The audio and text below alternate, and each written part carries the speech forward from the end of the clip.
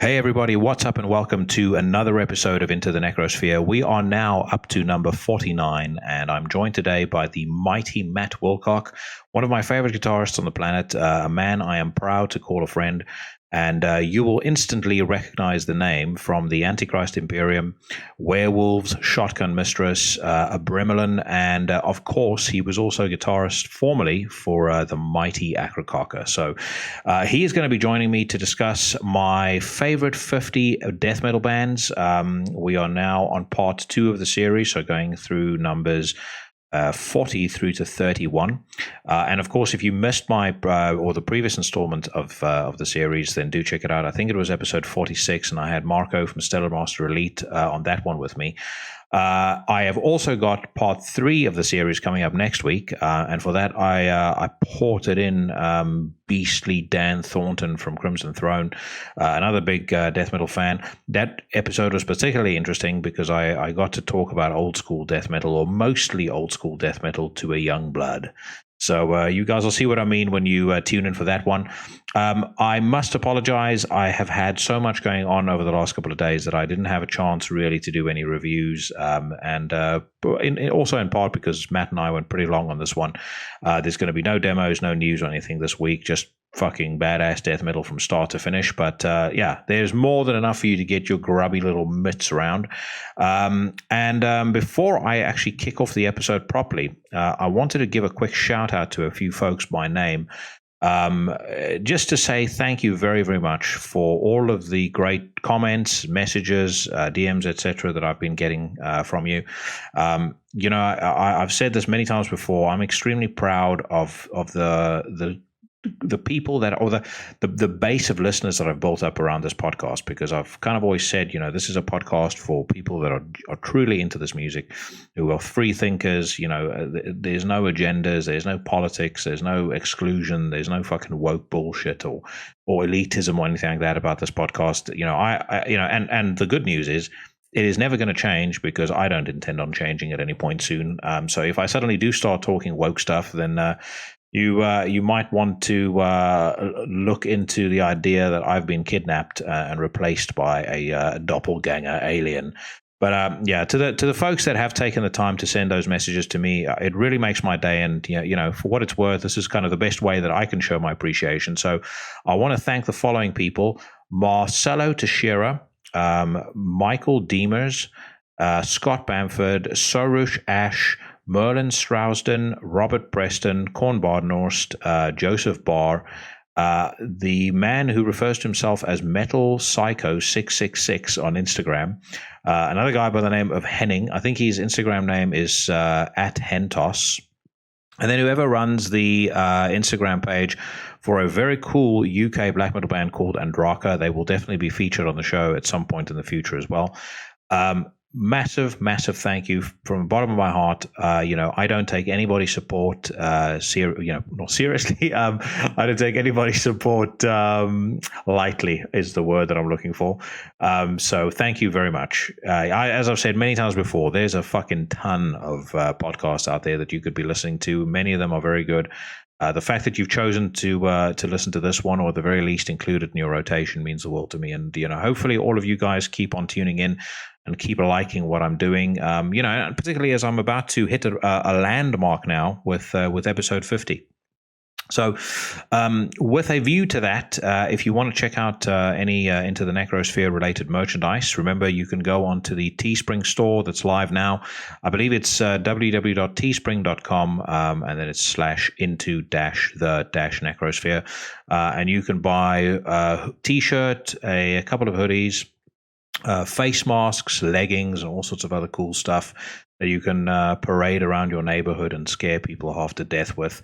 Also, remember, if this is your first time checking out the show, to hit the subscribe button on whatever podcast service you are checking this out on. The show, of course, is available on YouTube, iTunes, Stitcher, Spotify, TuneIn Radio, Castbox, and just about anything else imaginable. And if you do like what you hear, then consider spreading the word to other like-minded folk. Not I don't want any weirdos listening to the show, but yeah, if you think that there's somebody for whom the idea of a foul-mouthed South African man talking about metal is appealing, then this is the show for you. So on that note, thanks for tuning in. I hope that you enjoy what you are about to hear. This is Matt Wilcock and I talking about talking about part 2 of my favorite 50 death metal bands of all time. Enjoy the show.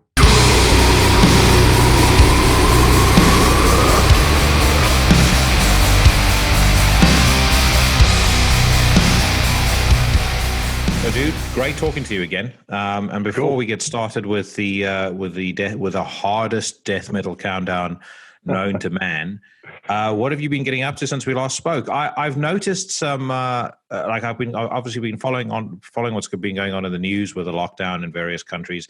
I noticed there's some I would say some unease with how things are being dealt with in Victoria, which I know is where you're based. What's happening? How's it affecting you? Well, you've hit the nail on the head with that. It's I think as of today, Victoria's been in lockdown. I mean, don't quote me on any of this because I'm just like an idiot. But I think Victoria's been in lockdown for the longest out of anywhere in the world, including fucking Wuhan, Spain, Italy, all that sort of stuff. And when I say lockdown, I mean it's been 6 weeks and they've extended it for another 2, so 2 weeks starting from sort of now-ish or something. But we've had a curfew, so like 8 o'clock at night, you've got to be home. Nothing's open except for supermarkets, petrol stations, pharmacies, doctors, that sort of shit. And like a lot of people aren't working. Like I'm quite fortunate, and my missus as well. We're both still working, but I've got a lot of friends that aren't working. It's the whole sort of essential worker sort of thing that they've got happening. So anyone that's in retail, just forget about it. Anyone in hospitality, forget about it. Just in every offshoot of all that sort of stuff, So like, gyms, anyone that does like gym work or anything, and there's all these weird sort of things with like sole traders as well. So for example, a guy that maybe does like landscape gardening or something, so he works on his own all day or FaceTimes a client or whatever, like they're not allowed to work either. I mean, there's all topsy-turvy rules and regulations. Some people can, some people can't. So it's pretty dismal. Pretty sort of bleak, everyone's a bit... I get the impression as well that they're pretty heavy-handed with the way that they're enforcing a lot of this. There was that video that came out last week of that woman that they wanted to arrest because she was going to, or she was trying to set up a protest about the lockdown. And I hear the fines and stuff. If you're caught outside of, you're caught outside of lockdown hours curfew hours, is fucking insane. Yeah. I mean I'm not sure what the fines are. I mean, we've got to wear masks like all the time. So, people at the moment, people are allowed out for either one.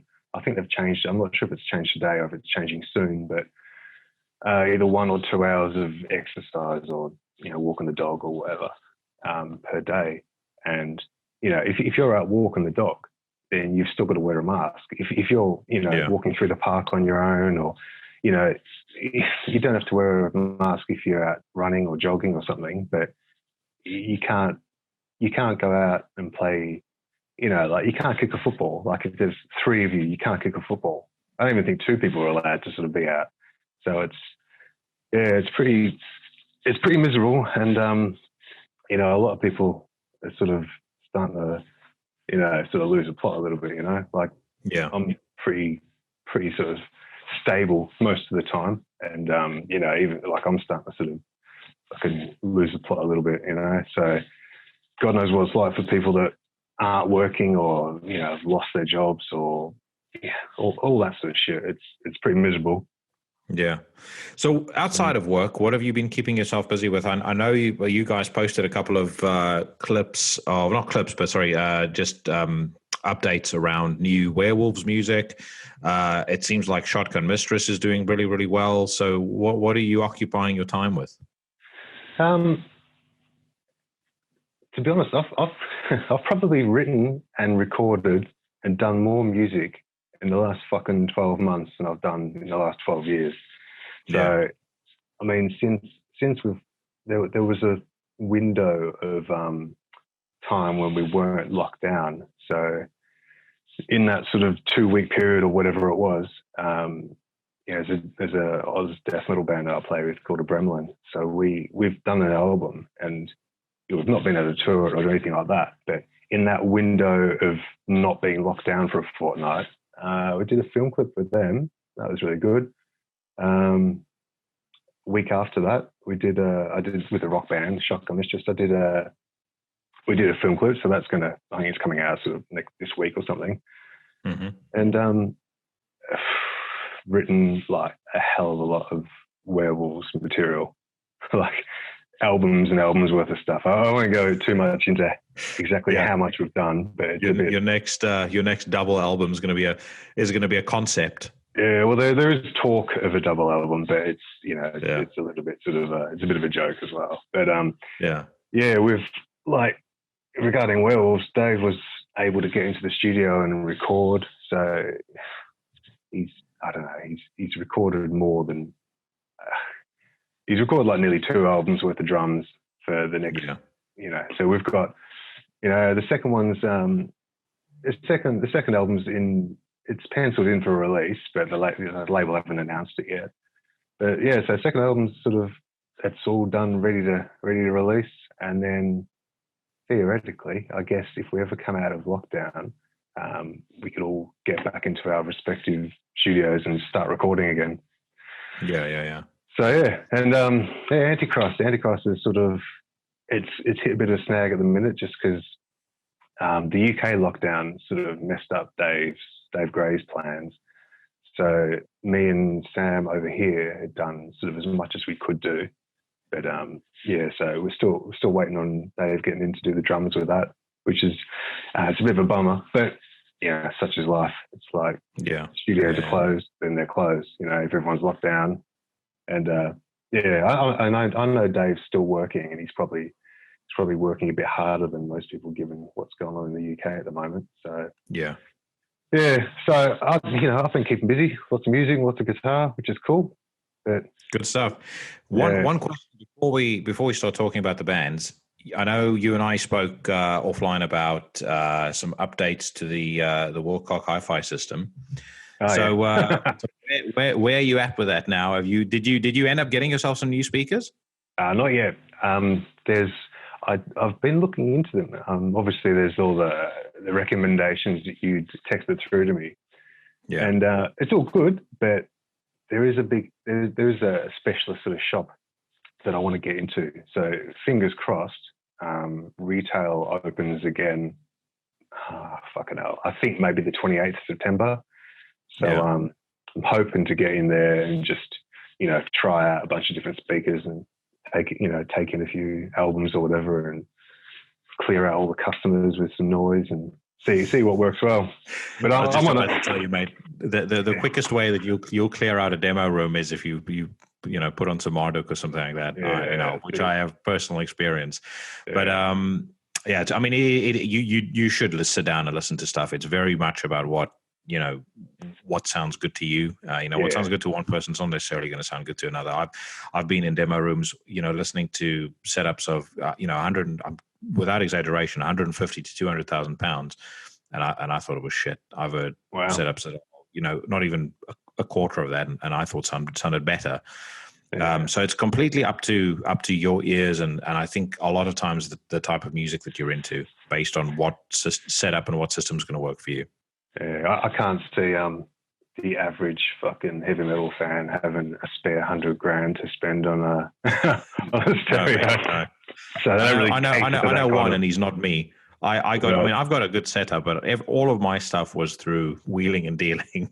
I didn't even pay close to the retail amount for everything that I have. The only things that I've bought new recently are 2 subwoofers, but I got quite a sizable discount on them because I've got some good friends. So Very good. But anyway, right, let's recap where I got up to in my last episode, or at least the last installment of the death metal countdown. And then we'll jump straight into what we're doing. So we're doing numbers 40 through to 31 today. Yep. And the last time that I spoke with Marco about this, at number 50, I had Terrorizer. At number 49, I had Origin. At number 48, I had Brutal Truth. At number 47, I had Benediction. At number 46, I had 6 Feet Under. At number 45, I had Massacre. At number 44, I had Carcass. Number 43, I had Edge of Sanity. Number 42, I had Asphyx. Number 41, I had Necrophagia. And at number 40, I've got Cardi B. So, no, I've got Autopsy. Anyway. Exactly. I'm gonna tag it as Cardi B and see what happens. Yeah, she's in the news right now, mate, because she and Candace Owens have been having a bit of a spat, and I not to get political, but there's not a single serious person that could watch the response that Candace Owens sent her and not think that woman got her fucking ass handed to her. but that aside, let's talk about Autopsy. So. Founded in 1987, their sort of main creative linchpin was Chris Reifert, a guy who not only played on some of the most seminal death metal records that Autopsy put out, but was also the drummer on Death, Scream, Bloody Gore. So in terms of his importance in the development of the genre, it's absolutely massive. Autopsy obviously is a band that gets cited by tons of bands even to this day as being a perennial influence. And I personally, they were kind of one of those bands that passed me by a little bit because, like I've said before, when in South Africa, we only had access to certain amounts of music or certain bands, and it was very often based on who was distributing what. And it just so happened that Autopsy just wasn't a band that was distributed by anybody that was selling music in the UK. So Severed Survival and albums like that passed me by until much, much later in my life. But so many people had told me to check them out that when I eventually did, I was completely blown away by it. But I think one of the things that I loved most about the band, or that I love most about the band, particularly on those old records, and I kind of apologize in advance to anybody listening to this because this is a recurring theme with me. I tend I tend to really enjoy bands that know how to bring in a good groove and something that sounds, that can kind of offset the speed and the blasting with a groove that just sounds like, a shot of fucking, testosterone. It is, and I think Autopsy managed to do that incredibly well. And part of me thinks it might be because Chris is a drummer anyway, and he kind of needs to give himself some time to chill out when he's on stage. I mean, we'll talk about the drumming and vocaling on stage in a second, but. For whatever reason, that to me is the real magic of this band is that they can have music that sounds really dark and nasty, but they seem to on almost every single song have that one moment and that one breakdown or that one chug that is just completely and utterly infectious, and that you will remember several weeks, months, years after you've heard that record the first time. Your take on Autopsy? Well, I'm a bit similar to you in the way that, when I sort of first got into death metal, it was almost the same sort of thing as what you're saying, where, as a kid in all the record stores, there was generally only, there was Roadrunner was the big one. There was a lot of Roadrunner releases. Yeah. So, and also just given how old I was at the time, I first got into, being Roadrunner, like Deicide and Suffocation and Cannibal Corpse. They're the sort of the ones that I started with. So, and not hearing Autopsy till after that, for me, it's like the first things I went into, were just like blast and sort of speed and savagery, and that's what grabbed me. So, someone like Autopsy, I remember hearing that. Is it Acts of the Unspeakable, and it's a dirty sort of punky sort of gritty, like a visceral sort of sound, Yeah.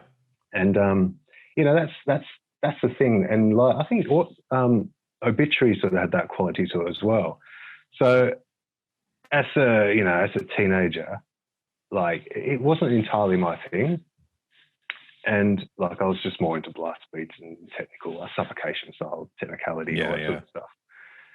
So it's it was never really a band that I was that into. A friend of mine had like that second album, like Accident Unspeakable or whatever it was. I remember looking at the cover and just thinking, like the artwork on it, it's just brilliant, ridiculous, Yeah. But looking back on it now, like if hearing that kind of stuff now, and not being so sort of concerned about something blasting all the time or shredding or whatever, it's that dirtiness and that groove, it's amazing, And like I'm not a fan of people constantly sort of ask me why and blah blah blah, but I'm not really into Death, the band Death. But I know. Yeah, it's just never really been my thing. But like the grooves, the early grooves, and the dirtiness of those early albums. Like I understand it now. I get it more so than I did back then. And live. I mean, I've not seen Autopsy live, but you think of a band like Obituary live, where they they rely on it. It's crushing, the groove and the heaviness. So that's my take on that sort of style of thing. It's not really a band that I was ever that into, but I get it now, Yeah. And I think it's the same for me. I think one's perception of what's brutal and what's heavy and badass, I think it changes over time. I'm the same as you. I think when I was younger and I was getting into it at first, it was always like, oh, listen to how fast that guy can play, or listen to how technical this drummer is, or listen to how technical that guitarist is. And then over time, I kind of didn't develop a distaste for that, but my craving went more towards stuff that was really groovy and that kind of had. I think it's not necessarily a heaviness, but a menace to it. And I feel like when you know how to pull off a groove properly, you can inject that edge and that menace into music much more so than I think you can with a 700 note riff that a lot of the technical death metal bands rely on. But I think I'm with you. I think the first few times I heard Autopsy, I didn't like them either, and they were also one of those bands that the reason I knew about them was because so many other bands wore their T-shirt. Every other picture that you would see, a dude has an Autopsy T-shirt on. But when I eventually sat down and I gave them a chance, I really developed an appreciation and a love for them, which I think is best summarized by the first song off their first record. So this was an album called Severed Survival that came out in 1989. And the track that I am going to play is a song called Charred Remains.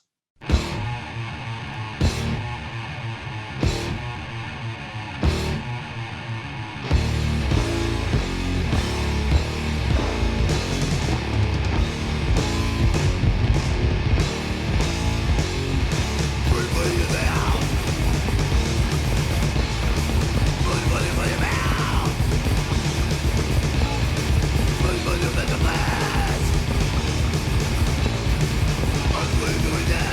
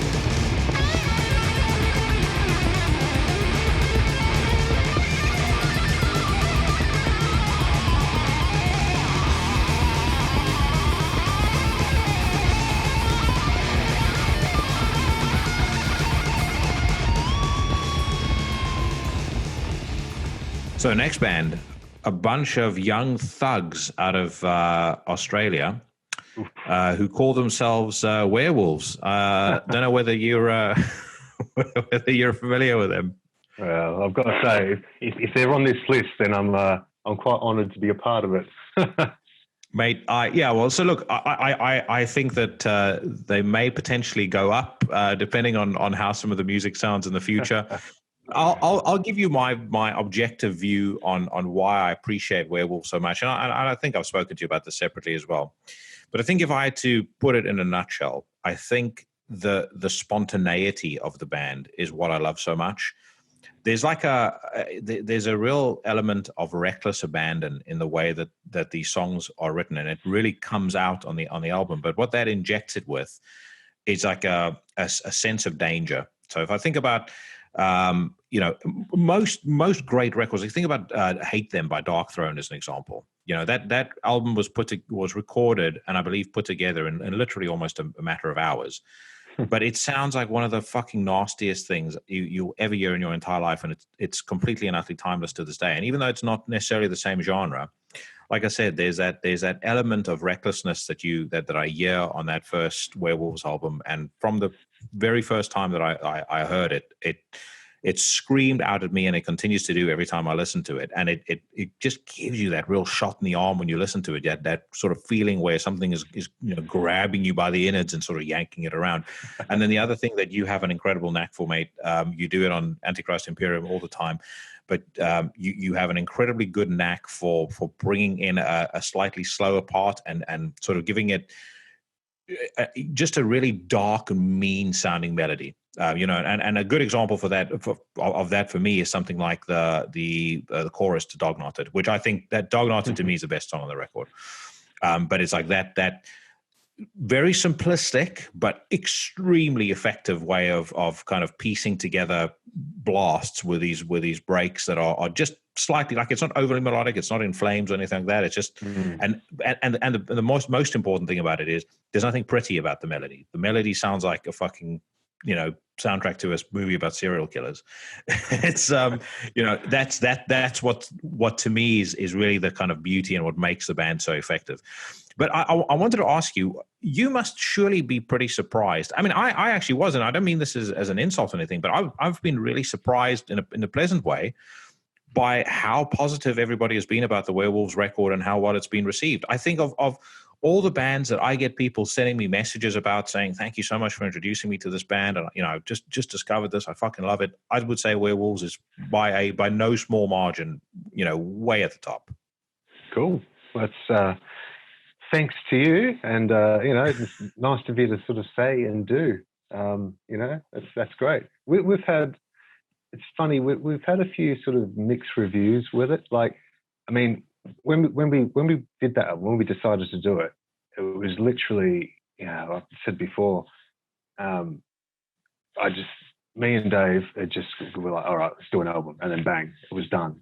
And then it's like, all right, we'll get Sam to do the bass and vocals. And I got in touch with him and said, do you want to do it? And he's like, yep, totally. So, like a week later, there he was, just getting it done. So we did it, and we weren't really expecting or knowing what was going to happen or how it was going to turn out, And sort of as things progressed, it just seemed to get, we were more and more confident in how it was going to turn out. And by the time we had it mixed and mastered, it's like, bloody hell, how do we do this? Like, I'm not saying that it's, people love it. I like it, but yeah, we just got it done. We didn't fuck around. We didn't, I didn't try and do anything clever on guitar.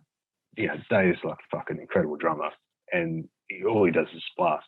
He does a few other bits and pieces, but it's a sort of a simple album, but us doing it like that and just getting it done made it, I think Sam said it's like we somehow managed to bottle a bit of lightning we weren't really expecting. So it's a rewarding album to listen back to as well. Like the second one's the same for us. Now that the second one's done, that was the same. Like we got that done, it's similar sort of time frame, and it's just turned out even more ferociously. Like Dave hardly didn't hear the second album until it was finished. He did the drums, and then he goes, "I don't want to hear it. Just let me know when it's done." So he got the final mixes all just one morning, and he heard it in one go and was like, "Fucking hell!" So how do we do it again? So, the short version of that is we're just not overthinking, just make it brutal, get it done. And when Dave was in the studio tracking drums, like his brother would track the drums for him, would record him, and he'd say to him quite often, "Don't try and be clever. Don't do that. Yeah, just blast. Don't fuck around with fancy fills and this or the other. Just fucking blast through that bit, and then do that blast through that bit. Just keep it simple." Yeah, and credit to Sam as well. Like his vocals, he's got a knack for it. He's been doing it for long enough, and he's always been good. So everything that I've ever done with him, Berserker, his stuff that I've sort of been involved with a little bit, he's always great. So it just happened, and it was a bit of a success. So we get that, going back to the reviews on that, there's some people get it and they love it, and some people don't like it, which is fucking whatever. That's perfectly normal. But it's a bit weird to read a review or some fucking blog online where someone's saying, "Oh, they should experiment more, refine this."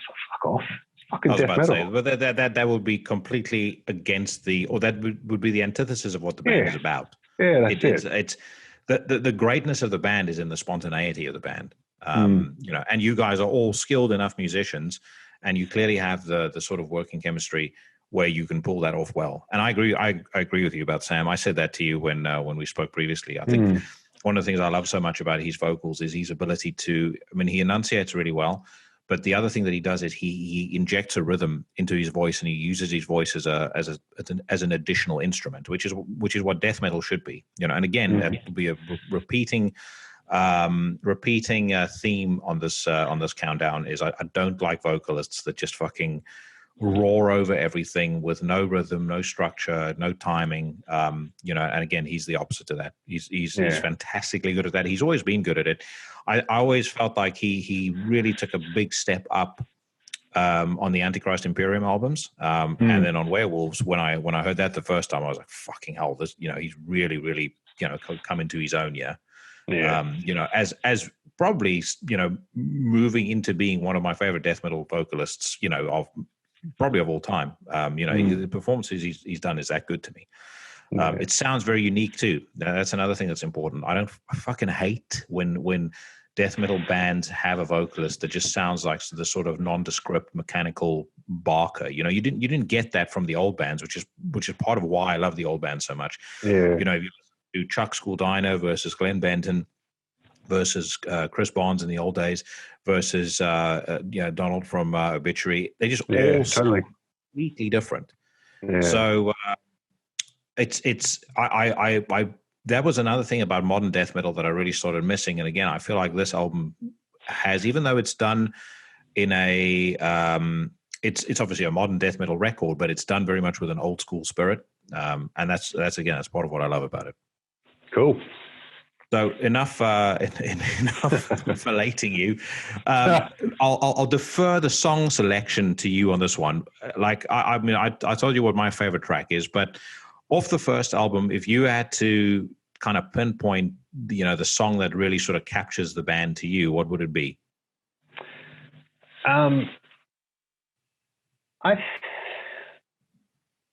I'm tempted to say Dog Knotted, but it gets thrown around a bit. One that I quite like is fucking hell, I don't even know what they're called. It's a fourth song. I don't know what it's called. I don't know what any songs are called anymore. Fountains of Bile. Fountains of Bile. Yeah. So that's the experimental track. It's a little bit different. It's got a bit of slow stuff and a bit of weirdness. But just for a change, that's quite funny. Fountains of Bile. It's a ridiculous name. So there you go. Awesome. All right, so we'll go with that. This is Werewolves with Fountains of Bile.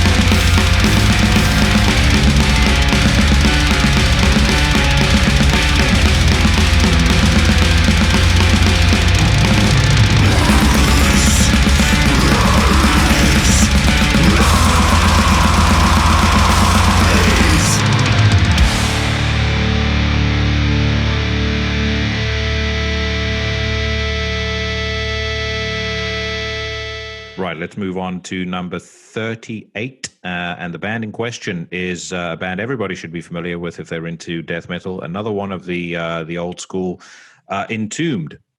Now, Entombed are on this list, in my view, based almost entirely off the strength of their first two records. Left Hand Path, obviously being a absolute classic and a record that, in my opinion, is timeless and still sounds great to this day, even though it's now 30 years old. Clandestine, I actually think is even better personally, and it's an album that when I listen to Entombed, that's the record I tend to always go back to. Yep. And then they kind of went the way of a lot of the old guard, and Wolverine Blues that came out in 1993 was it was the first Entombed album that I got into, but I very quickly discarded it when, after that Gateway sort of led me to the older stuff, I moved on to that. And then after that, they've brought out decent records, but they've never really come anywhere close to creating something as essential, I would say, as those first two albums. But those first two albums to me are just absolutely phenomenal. You can still hear to this day the influence that they have on modern bands. I'll kind of pause on that point and leave it to you and just sort of ask what your take on Entombed is, and I guess what experience or what your views are of the band generally. Well, they're obviously they're one of those bands that's it's like that first album. I think a lot of people would rate that. I mean, I know people that probably have that as their number one death metal album of all time. Yeah. I think apart from the opening track, I think I prefer Clandestine as well. And having said that, it might be sacrilege, but I'm quite a fan of Wolverine Blues as well. But it's probably just me being a bit of a sort of a rock sort of dude as well, Yeah. But and don't get me wrong, there are some very good songs on that album. Hollow Man is fucking great. Just thinking of stuff that comes to mind immediately. There are great songs on that album, but I think Clandestine for me, it's where the heavy and the songwriting intersect with each other in kind of just the right amounts. Every song is catchy, every song is memorable, every song is very distinct, and that's why I love that album so much. Yeah, I think it'd be interesting, just as a bit of a weird thought, as to how that album, how Left Hand Path would have done if it wasn't for that opening song, because when it goes to the mellow section, they've got the keys and then big chords and the slow ending, and that's fucking incredible. It's such a good song, such a good bit of music. But as far as the rest of the album goes, the second, I prefer the second album. Yeah. But and again, I'm not coming from getting into death metal at the age that I did. Again, it was more Morbid Angel. I mean, I was talking about Roadrunner, and Roadrunner probably being the big one for being in all the shops. So obviously Earache stuff was sort of quite accessible as well. So in terms of Earache, I was more of a sort of a Carcass sort of person. Carcass, Napalm Death, because a bit of brutality and all that. So I'm not a huge Entombed fan. I see the input that it's had to the scene over all this time, and timeless album, timeless songs. Good. Cool.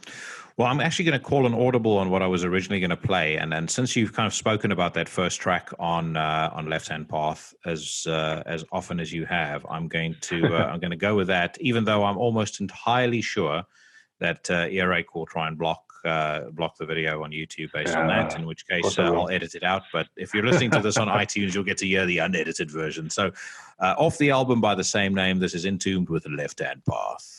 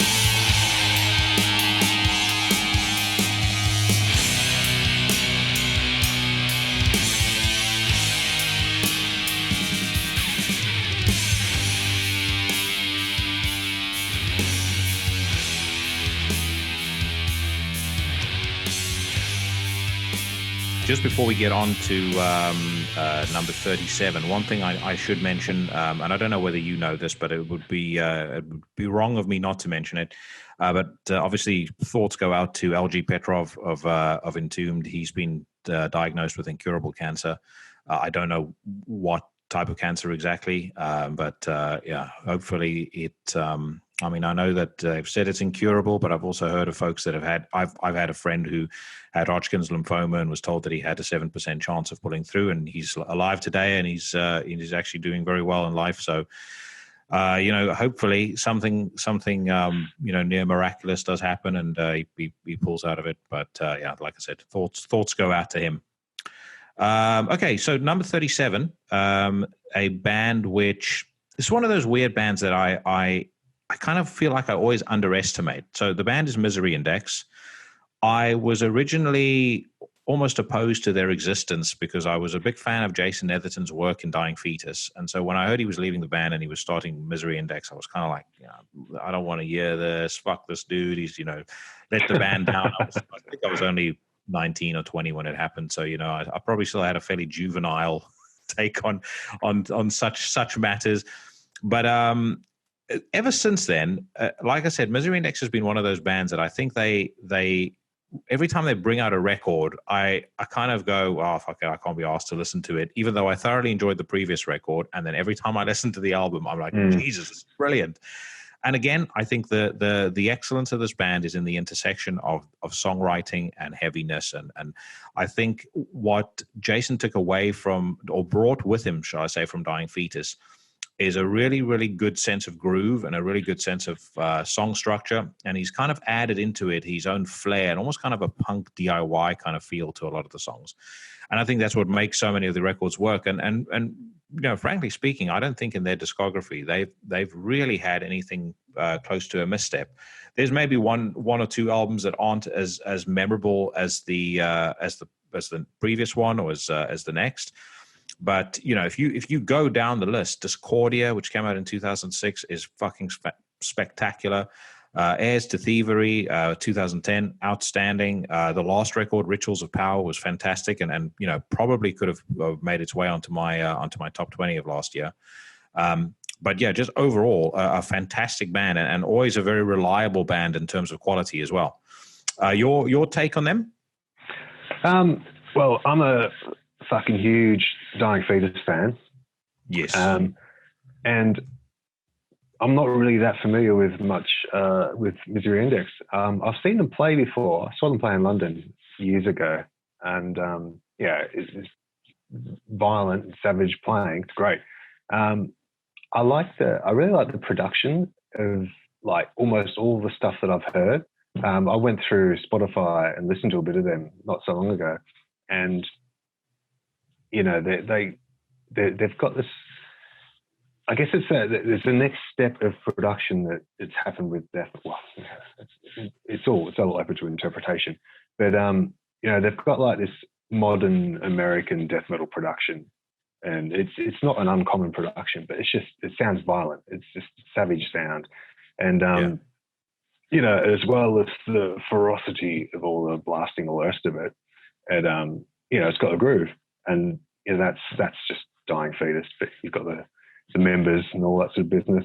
But good. The last album sounds fucking just heavy. Yeah. And I agree with you on that production. It's got got a really muscular production. Like weirdly enough, when we're circling back to the hi-fi thing, a lot of American hi-fi producers have a sound signature that I would define as American muscle. So you listen to anything produced by Macintosh, or you listen through SVS subwoofer, and there is a real bulk to it, like a real heaviness to it. And I feel like a lot of the American production style is like that. And of all bands, I would say it suits Misery Index down to the ground. It plays to all of their strengths. And I think what's great about it, especially on the new record, it makes it sound strong without sounding mechanical. I don't like, I mean, as a rule, I fucking hate this kind of really sterile, mechanical, like, overproduced sound that I hear from a lot of modern death metal bands. And Misery Index don't have that, which works to their credit, in my opinion. And I also think that I know they've had a lot of shifts in membership. I hope that this is the band that the lineup that they settle down with, because I think Adam Jarvis in particular, the drummer, it does an absolutely phenomenal job, and he suits the band's style down to the ground. They're quite a hard touring band, aren't they? I'm sure they've played a lot. You know. They have. I've seen them once, but constantly on the road. You know, which is going to take a toll on certain people wanting to do that, you know, for a long period of time. Oh yeah, no, without a doubt. And that, again, it's going to be interesting to see what happens with bands, you know, after the lockdown lifts, because I would be surprised I'm sure there's going to be road dogs like Metallica, but I think a lot of bands that were, you know, hard touring bands previously, I don't see that happening again. Because the concern would be in some cases that I don't think the venues are going to be there anymore. Over here they got this big thing right now about trying to, you know, I think it's called, the campaign is called "Play Them" or "Let the Music Play" or something. It's about saving venues. I don't see it happening. But on that gloomy note, let's play a track off that last Misery Index album. The album is called "Rituals of Power." The song is called "Hammering the Nails." Hammering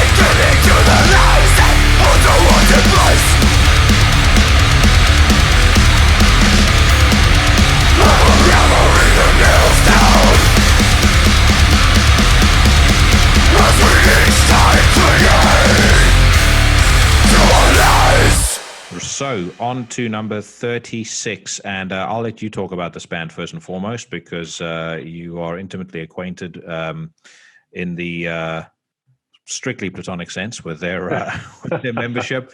But Psychroptic, which features the drum stylings of young David Haley.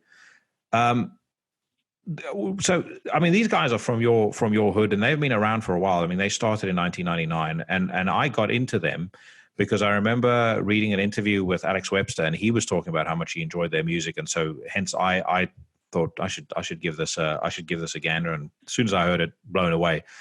But were you around when they got started? I know you obviously spent a lot of time here in the UK. But were you around? What was the reception like to them? I guess kind of give it to me from a local's perspective. I was doing stuff like back then. I think, I might be wrong, but I think around about the time that they were starting to sort of take off, and maybe when they did their first album, or if not the first, and definitely the second, I can't remember. But it was around about the time that I started playing with the Berserker. So they, I think we were talking about this at rehearsal with the Abramelin a while ago. So, because Dave plays in the Abramelin, and there's another guy, and his old band was basically 20 odd years ago. There was a gig where there was Berserker and Psychroptic and a bunch of other bands whom, we all know each other and still know each other and playing bands together and all that sort of business.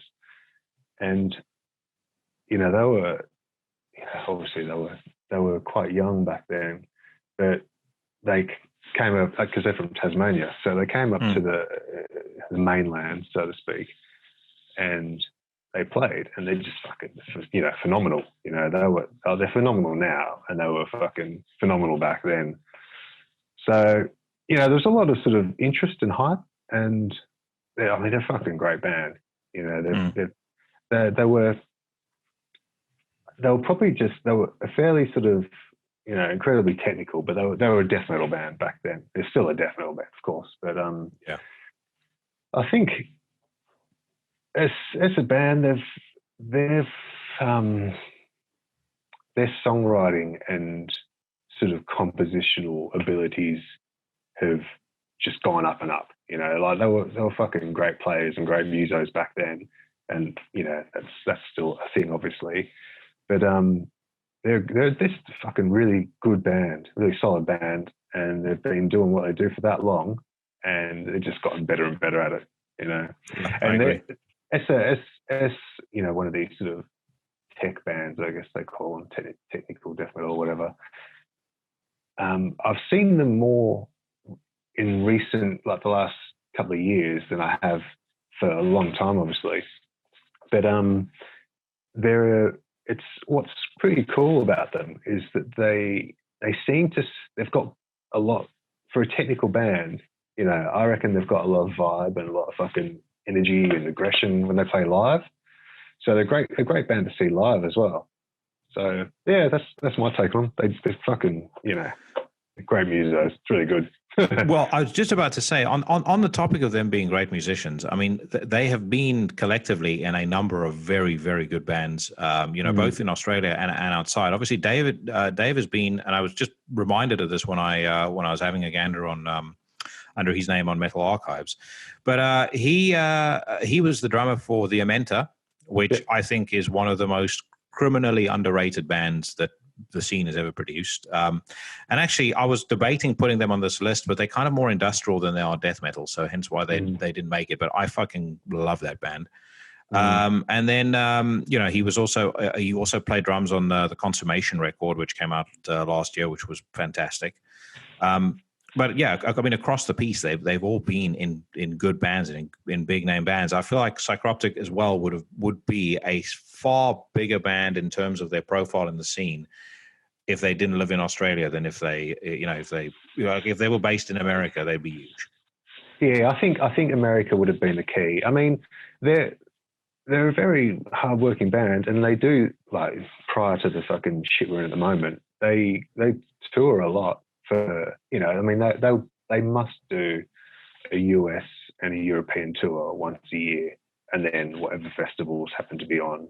But they're like, over the past few years that I've sort of known Dave a bit better than I have, 20 odd years ago, they're always like, they fucking went and played in India, in recent times, which is pretty amazing. So they're always off doing something or other. And I guess the other thing with them is, because there's two brothers, guitars and drums, it's like, fucking hell, if you're serious about what you do and your fucking brother does it as well, then fucking, you can't lose, can you?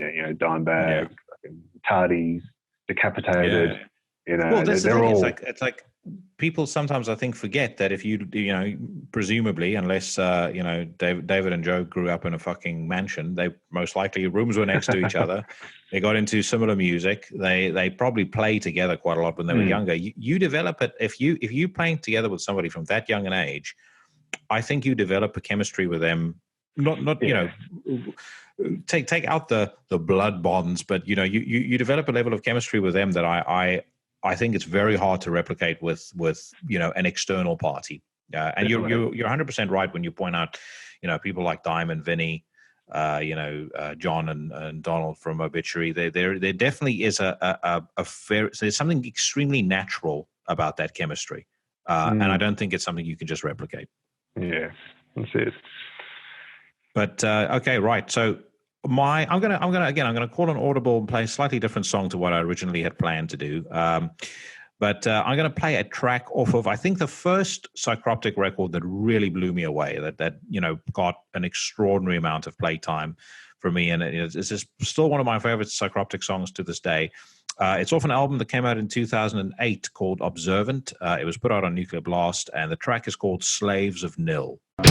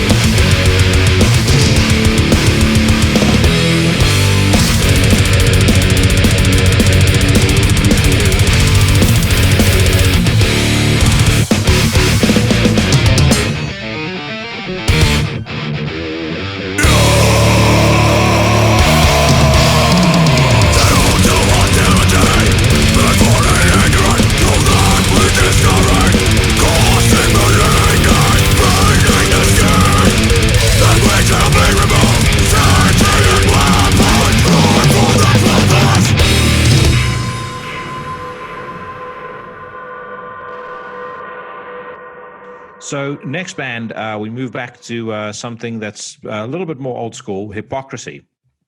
And Hypocrisy to me is it's a band who've been hit or miss throughout their career. I mean, they have some real bullshit in their back catalog, but they're one of those bands that when they are on target, they are fucking fantastic. And I mean, for me, they were possibly. There's two records that really stand out as the two where they're most on target. The first being Osculum Obscenum that came out in 1993. That was the record that I discovered them on, and I first heard the opening track, "The Pleasure of Molestation," on a Nuclear Blast "Death Is Just the Beginning 3" video. And when Magnus, the vocalist, does his opening growl, I mean, you literally think this dude is fucking possessed by every devil in the corridors of hell. And then the other record that I really, really love, and it's not one that's as universally acclaimed as maybe some of the others, but the self-titled record that came out in 1999, that to me was where, I felt that Peter Tägtgren was really hitting his straps in terms of making the music that he wanted to make. I felt that on later Hypocrisy records, the ones that I maybe didn't like as much, I felt like he was making death metal because he felt like that was what was expected of him. A good example of that being for me a Taste of Extreme Divinity. I know a lot of people like that, but there's just something for me about that album that feels forced. Whereas on the self-titled album, it felt like that was what he wanted to do. That was what was coming from the heart, and it was a record to me that was magnificent and probably even more widely acclaimed than the most probably by consensus their magnum opus, which was Abducted. But your take on Hypocrisy? Well, that's a band that when I was young, I had that album. Is it The Final Chapter? Yeah. I had that. And to be honest, I'm not really into them, And like I listened back to that album like a while ago, and it's like, it's just not me, It doesn't do what it doesn't. For me, it's just not sort of savage enough, I don't know. It's funny. Like the production on it, I think he's honed I mean, it's a fucking old album now, but of the time, I think that Swedish sound, like he was getting it down, But it's just not a band that I've paid much attention to. And listening to some of their, other stuff in their catalog, it's like, it's not me. I'm too sort of him as a producer. It's like he's been involved, his finger in so many other fucking amazing things that, like, to hear, like, to me, Hypocrisy it just doesn't do it, He's recorded or he's produced or engineered parts of like some of my favorite albums, and that's sort of. Well, I know he produced and he engineered Panzer Division Marduk. Yeah. Well, I think that's probably my favorite album of all time. It's in the top 5 anyway. But and another one that is that Sons of Northern Darkness. I fucking love that album. Fantastic. He also did he not do At the Heart of Winter as well? Yeah, I think so. Yeah. Yeah. That's my favorite Immortal album by far. But yeah, I hear what you're saying about the band. I to be honest with you, originally when I started doing this list, they weren't actually on the list. And then a friend of mine kind of forced me to go back and listen to some of those old stuff. And I've posted about this on social media, and I said, part of the fun of doing this list was actually going back over a bunch of old stuff that I hadn't really paid much attention to for a long period of time, and almost rediscovering those albums. Osculum Obscenum being one. So I'll play the track that introduced me to Hypocrisy, and was the closest thing that music had ever, or the closest that music had ever come to giving me nightmares. And this is a song called "The Pleasure of Molestation."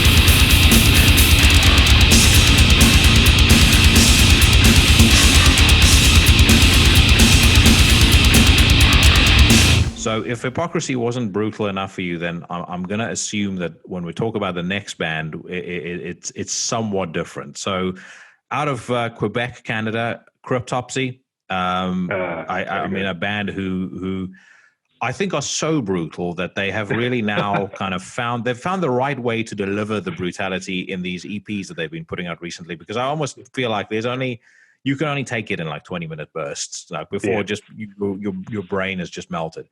Yeah. But obviously, you know, they've been around for quite some time. They have had an extraordinary number of lineup changes.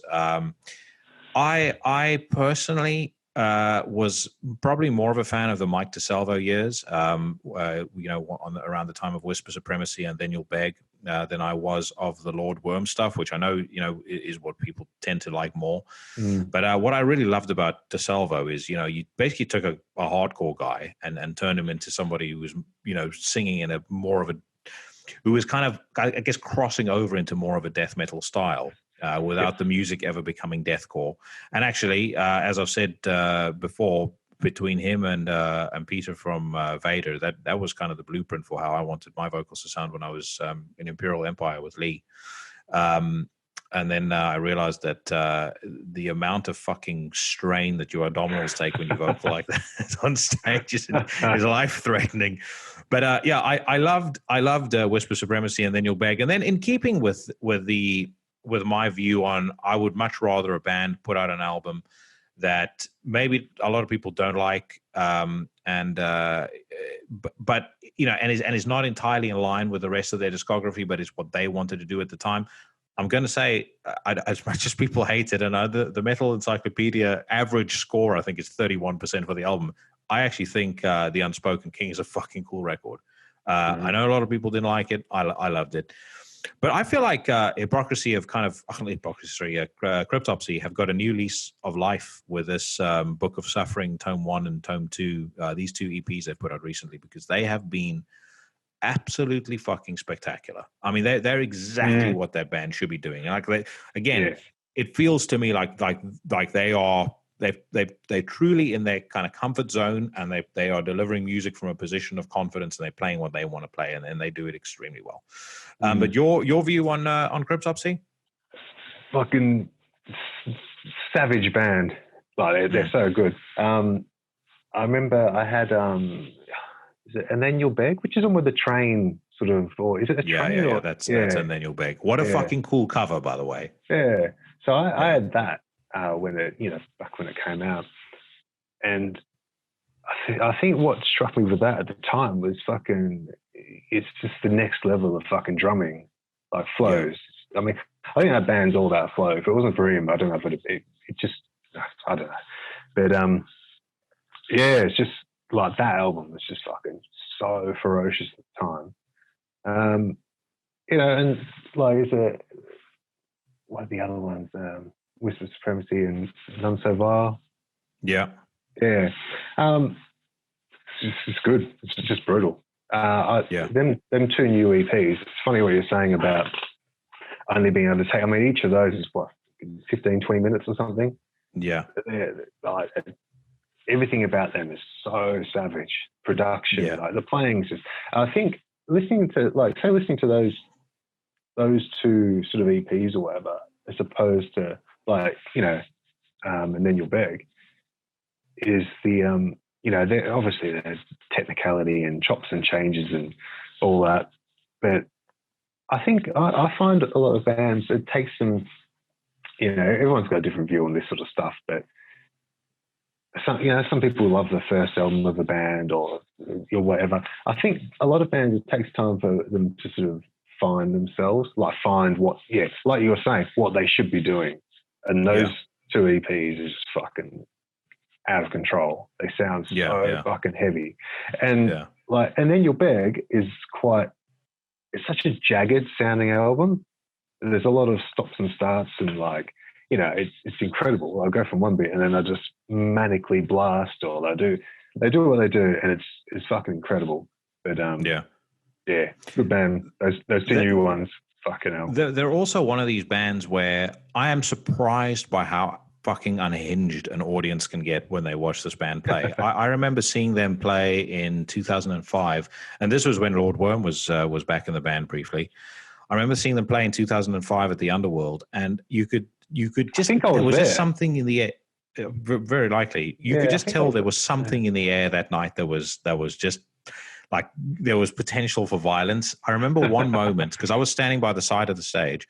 I remember one particular moment where this dude kept bumping into a guy, and you could see this guy was getting more and more pissed off. And next thing you knew, this guy grabbed the dude by his t-shirt, pulled his t-shirt over his head, like basically bent him over and just sort of pounding the shit out of him to a point where this guy is like screaming and crying and stuff like that. And he just tossed him to the side and kept on watching the band. But yeah, it was just I saw them play once with Celtic Frost as well at the LA2, and it was the same thing. You just, as soon as the band comes on stage, I don't know what it is. Suffocation's like that as well. there's just this like unease that fills the air. I don't know how they manage to bring it out of people, but they do. But I'm with you on these two new EPs. I think they're incredible. I'm going to play a song which I think captures Cryptopsy at their absolute best. This is off the first Book of Suffering EP, and it's called Detritus, the One They Kept. The hearing of the sounds from hell is very real. And I warn you, what you are about to hear is very disturbing indeed.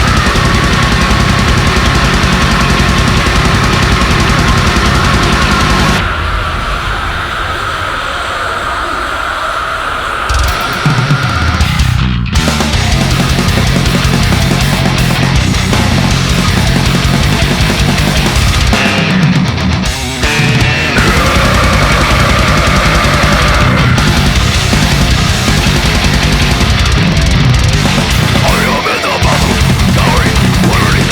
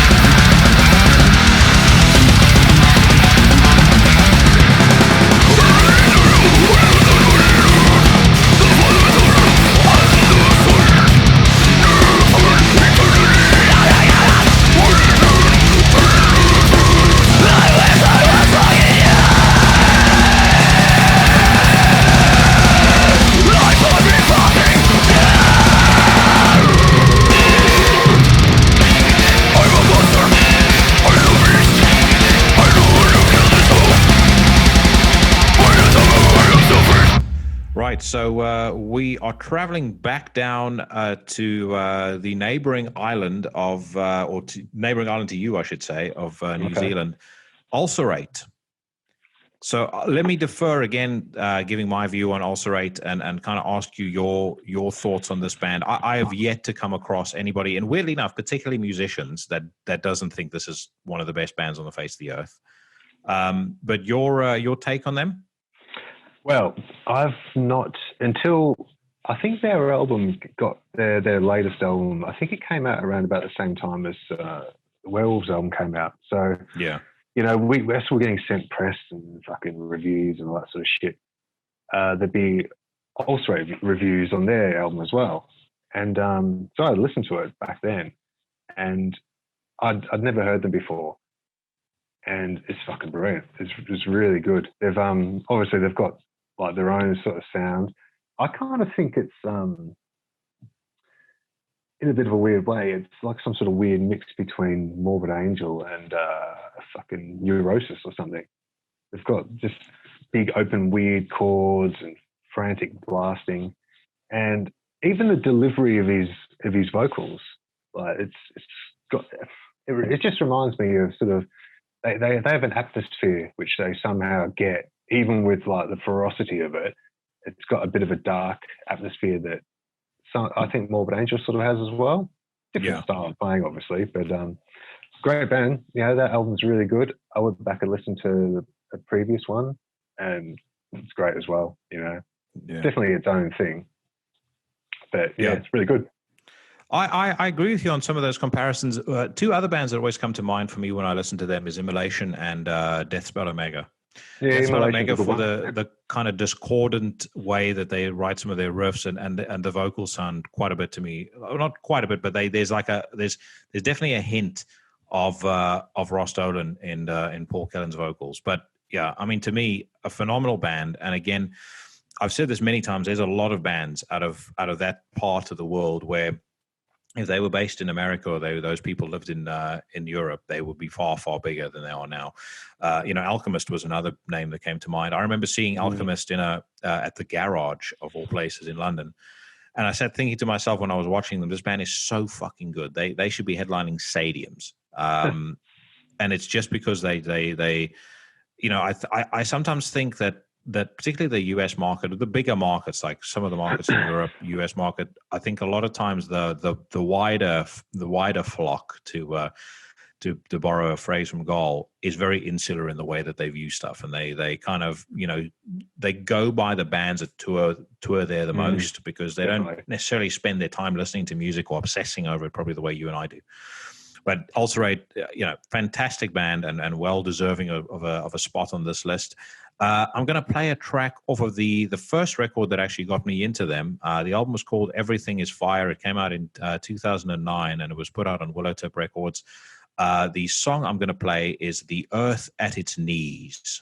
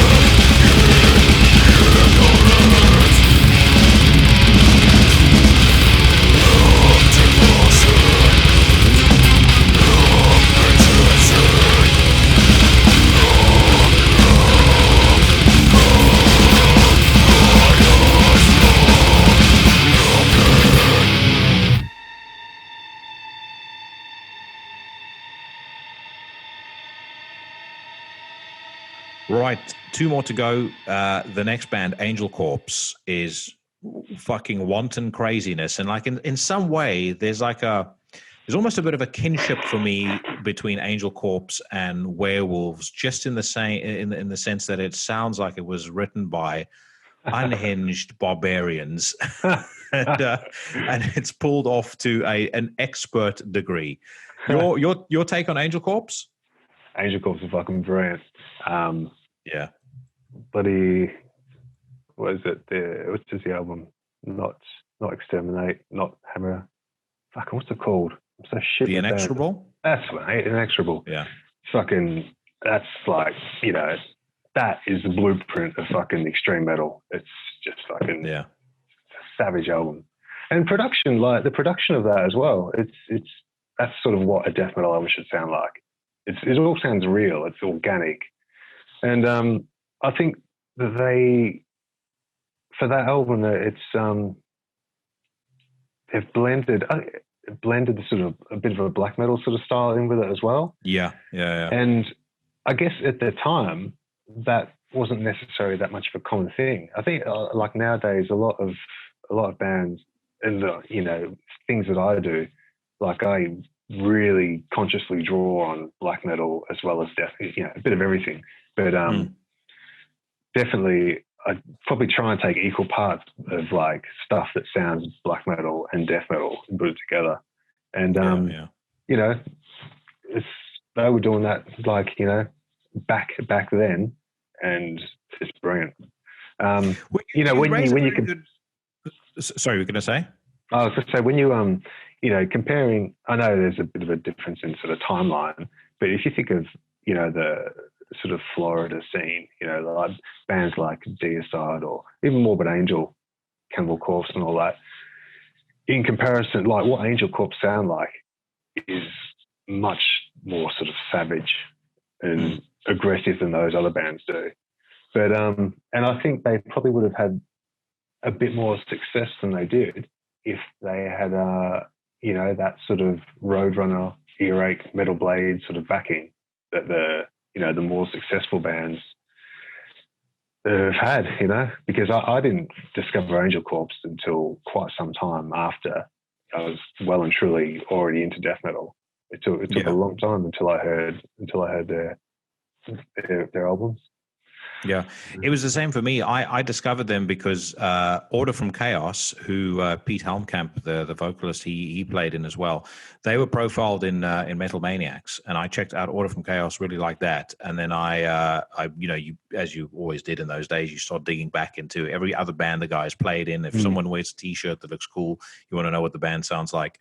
And that's how I discovered Angel Corpse. But I completely agree with you, and you've made a very good point about the distinction between black and death metal. I think a lot of people sometimes forget because of how long ago it's been that, like, when Mayhem started, or when that second wave of Norwegian black metal came, sort of kind of rising to prominence, they were very open about the fact that they hated the death metal scene and that they wanted nothing to do with it. And actually quite a lot of their music, was influenced either by first wave black metal like Bathory and Venom, or punk or thrash, but death metal didn't really feature in it. And there was definitely a distinction between not only what bands were doing creatively at the time, but also the fans. So for a band like Angel Corpse to do what they did, I think you're absolutely spot on. I think it was well ahead of their time. And, maybe it was because they were on Osmos, and a lot of their their label mates were bands like Impaled Nazarene. But I think it was, as a matter of timing, had they started maybe 5 years later, they would have been a much bigger band. It's almost like they were just that they were just so far ahead of the wave that they were overlooked at the time. But like I said, had the wave crashed a bit more, they wouldn't have been the innovators that they were. But they would definitely have gotten more recognition because, I mean, as far as writing a song is concerned, they are fucking masters. Something that was a bit strange with them is that last, bloody hell, it's going back a while now, but Lucifer and Lightning, that was a bit of a weird one. They got, John Longstreth back for the drums. The production, everything sort of was something was wrong with that album. Some good songs, But it's like, oh, you listen to it, and it kind of lacked all that ferocity that they had in Inexorable and the other albums as well. So it's a bit strange. No, I totally agree with you, which is why the track that I'm playing is off the Inexorable. This is a song called Wolflust.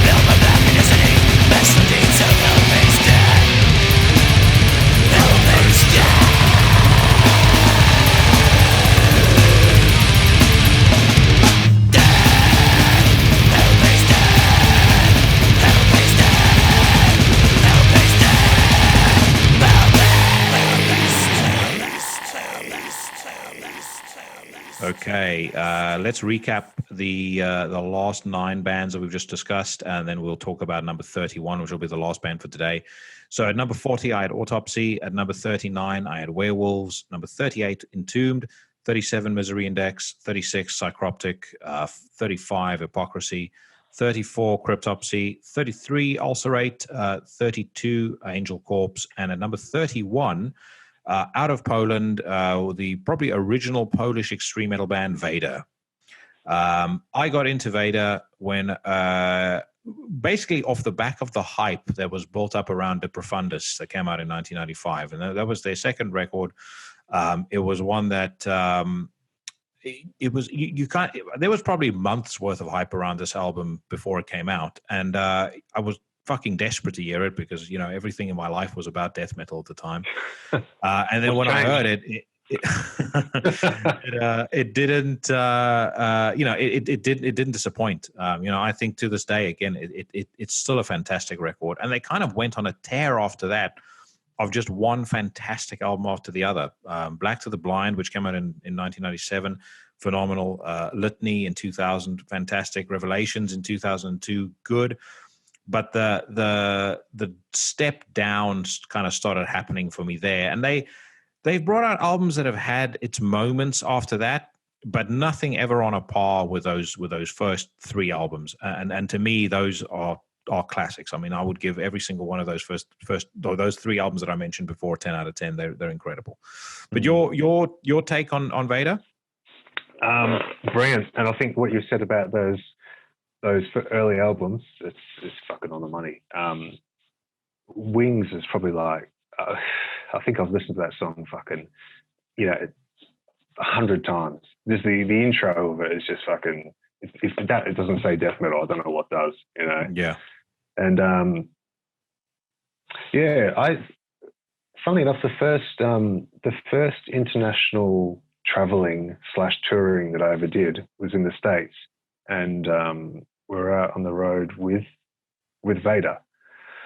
So but I got to see them. It must have been that 2002, so it must have been that Revelations album or something. I can't remember. But brilliant. Like, it's such a good, and to see coming from Oz, and there's great bands and great musos here, but to go out on the road and play with Vader every day for a month, and just to see them play, all those songs every night, like flawlessly, it's like, fucking hell, this is, these guys are the real deal. Mm. And just, I remember seeing him and thinking, fucking hell, he could be tracking the drums. He could be recording drums for an album every night. Like, he was just on all the time. Yeah. And it was just a monster. And those songs are fucking brilliant. So but I think there's something to be said by the fact that they've, it's a bit of a pro and a bit of a con that they've, sort of just done the same thing all this time. And, fucking hell, it's a death metal. They're a death metal band. Like, what else? What are they going to do? It's like, you don't want to hear Vader with fucking strings and fucking various various different instruments and woodwinds and whatever. They're a death metal band, and they do what it says on the tin. I love that new album, that last album they've done, which I don't know what the single was that came out first. I forget. I think it was the first single that they released. But Shock and Awe. It was. Maybe. I'll tell you in a second. It was. So they brought out a single called Latania, and then Shock and Awe came out in 2020. Right. Yeah, but fucking, it's brilliant. It's like, it's exactly what you want from Vader, and if you like it, then you're going to be guaranteed that you're going to be happy with it.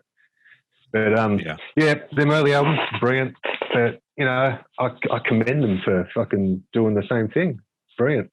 The thing is also, I rave about the Polish black metal scene on this show, probably to the point of annoyance for most of the audience. But in many ways, you could level an argument that Vader were the band that knocked the door down for Polish metal bands in general.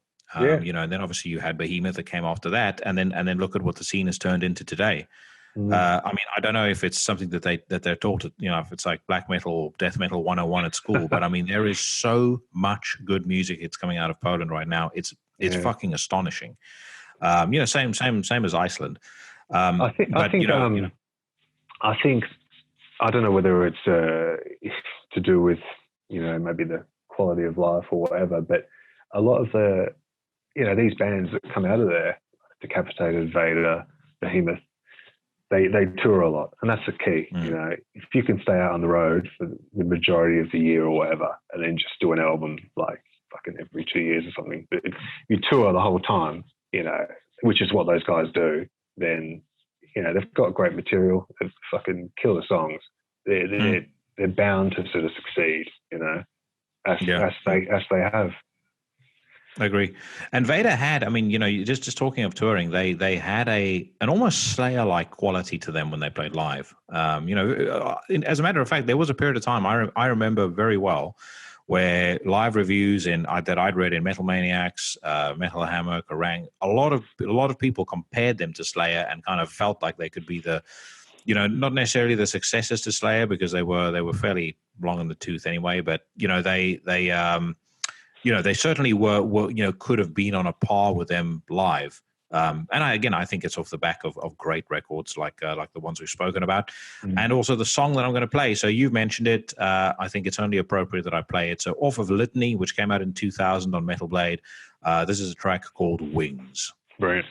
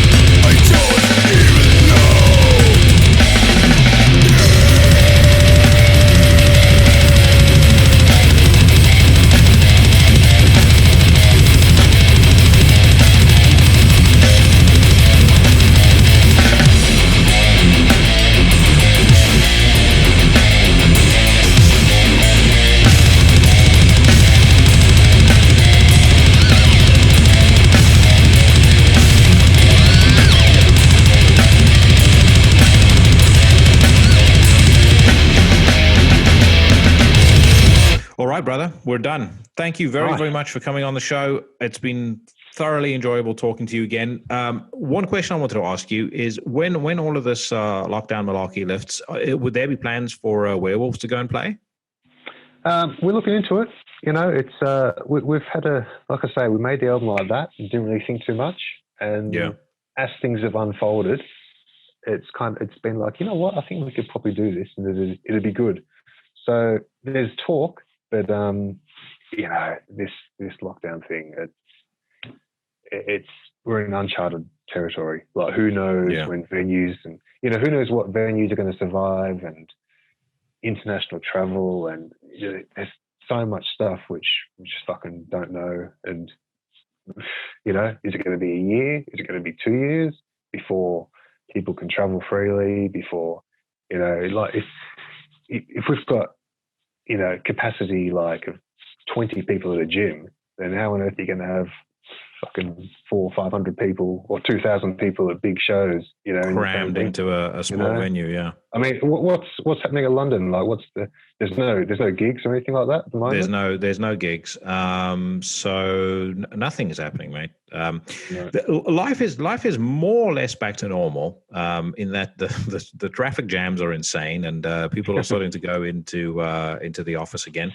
I can go to the gym, which is good. Because I was going out of my fucking mind with not being able to do that. But there's no gigs. I know Mayhem had a couple of dates planned, of which October was one. Now that's been moved to March.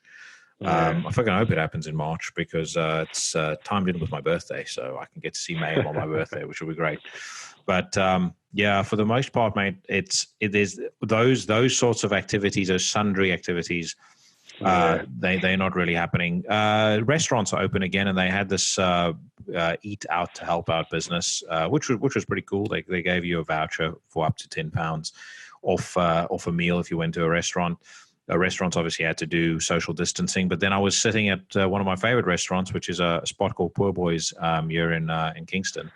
And you had some plainclothes police officer come and give them shit about the fact that there were people sitting outside drinking, and apparently that somehow, I don't know, was going to lead to the spread of the Rona. But dude, I personally think, I've said it for a while, and I'm going to say it again, I don't give a shit if people disagree or not. This whole thing is a scam.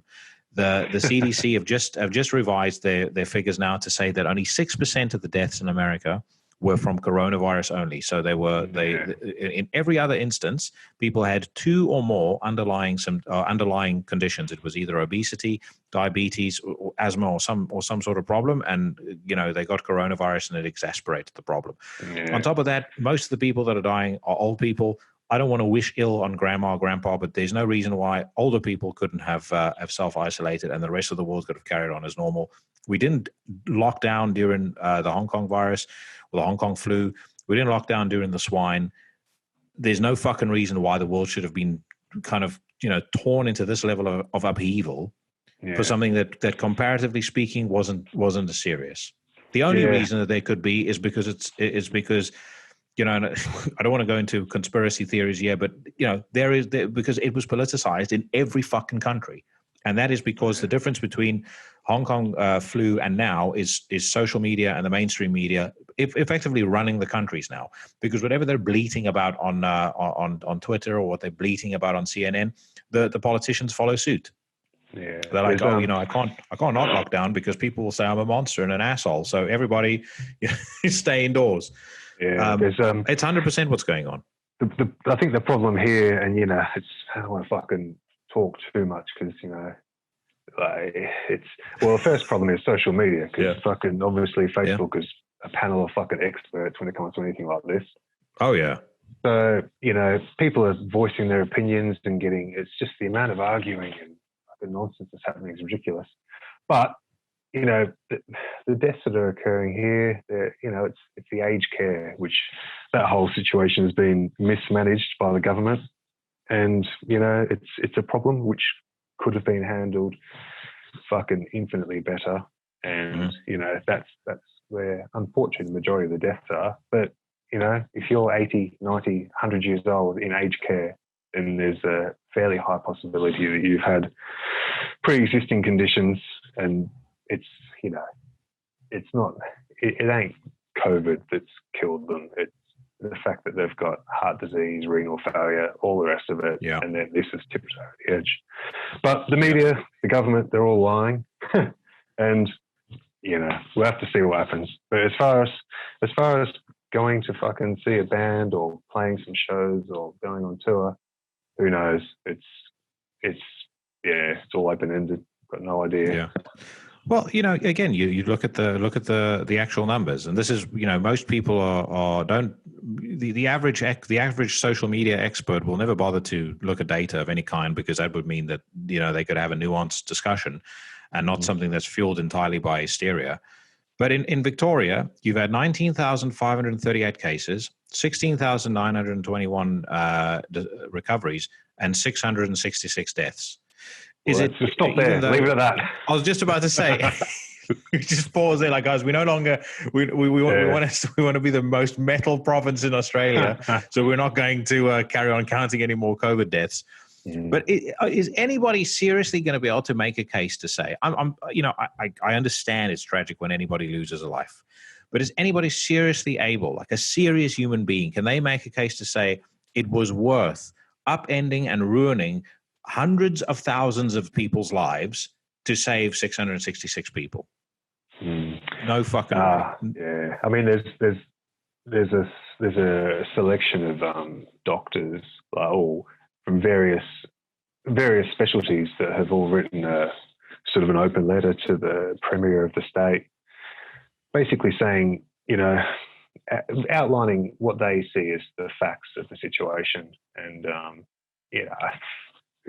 what can you do? What can you say? The powers that be have done what they do, and we'll never know. I don't know what to say. I don't want to say anything because everyone will fucking start complaining if I say anything wrong. Yeah, that's one thing that I'm very happy with the show. I think and this is kind of why I almost want the show to stay at the size that it is, because I think I've built up an audience of people that, generally speaking, are almost, we may sit on different sides of the aisle politically sometimes, or whatever the case may be, but I think if it's small like this, it means you can have an audience that's kind of organically grown around people that gravitate towards maybe more of your way of thinking, rather than if it's mass market, then you have to start dealing with fucking lunatics that pick apart everything you say and look for things to complain about. So I spoke to a friend of mine about this the other day, and he was saying, "Oh man, it'd be so great if you could get more prolific guests on and stuff like that." And I said, "Absolutely not," because not only would I have to deal with their shit, but if I get guests that are kind of higher profile than somebody like Ghoul from AM, then I have to start dealing with all the other fucking nonsense that goes with that, which is, I don't do this because I want to make money out of it. I've got a job that I make plenty of money out of. I do this because I love what I do. I don't want to have to deal with anybody saying, "Oh, well, on episode such and such, Jackie said this, and that sounded suspiciously like he's a member of the far right." You know the way people are. Yeah, 100%.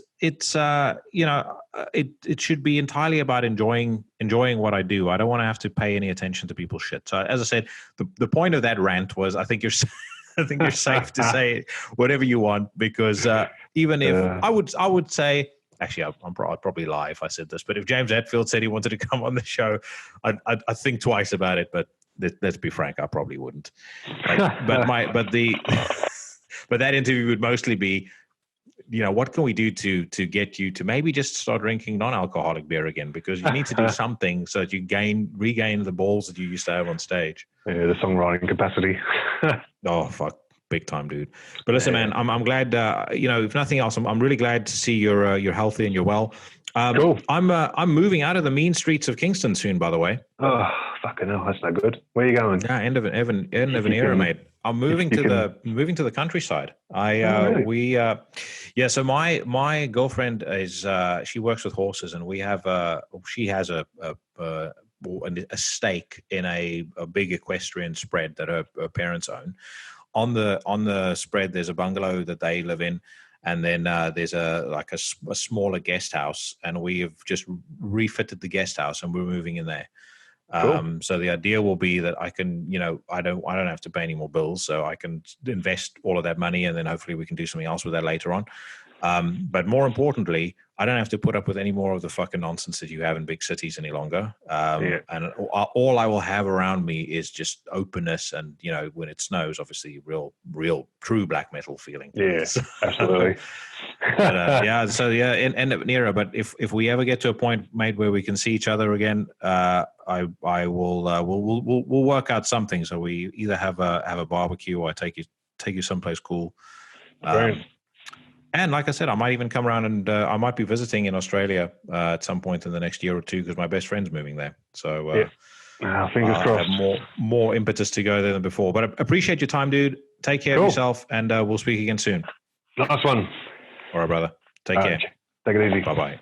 Thank you very much to Matt for coming on the show. It was an awesome discussion, and by now your bowels are no doubt shaken from the fucking badassness of that list. Remember, there's another one coming next week. Dan from Crimson Throne is going to be my guest for that one.